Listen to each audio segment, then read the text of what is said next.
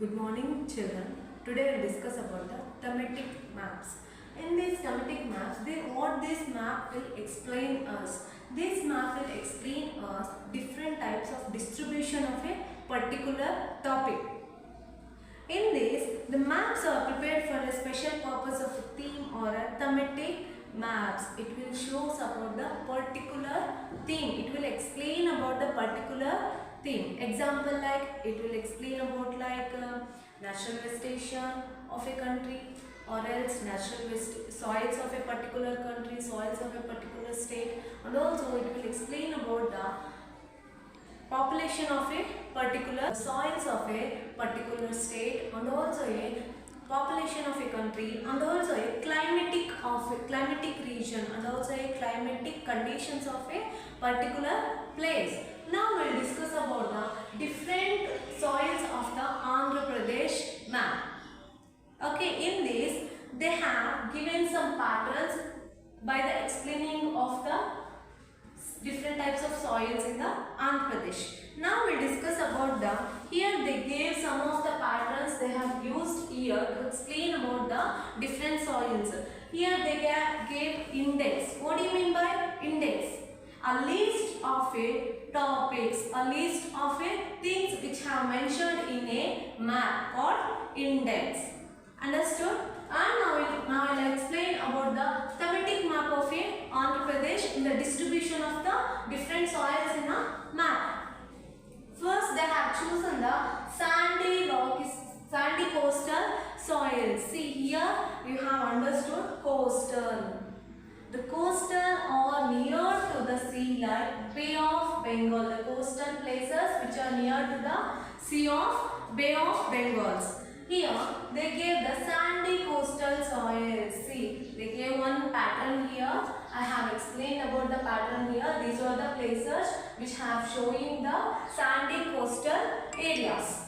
And red soils, where the red soil is showing here in the Kurnool and Kadapa districts. They have showing the, in Anantapur and Kadapa district, they have showing the red soils, and also rocky hilly soils. And rocky hilly soils, it is in the only one place in Andhra Pradesh called Alluri Sitaramaraju district. In the Araku valleys, it may be some hills, or else it may be some rock types of hills. Next, the black soils are also showing in the time of the Chittoor district and also the Anantapur district. Understood? Yes. What is the length of a coastal line of the Andhra Pradesh?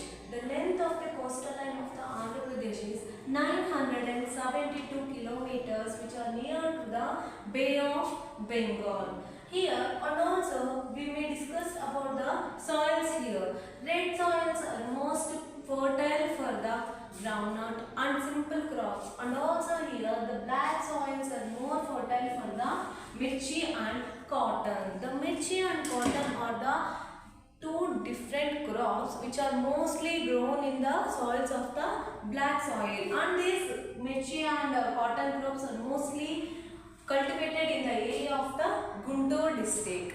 And also we will discuss about the sandy coastal soils. These sandy coastal soils are near to the sea, which are mostly affected with the tides.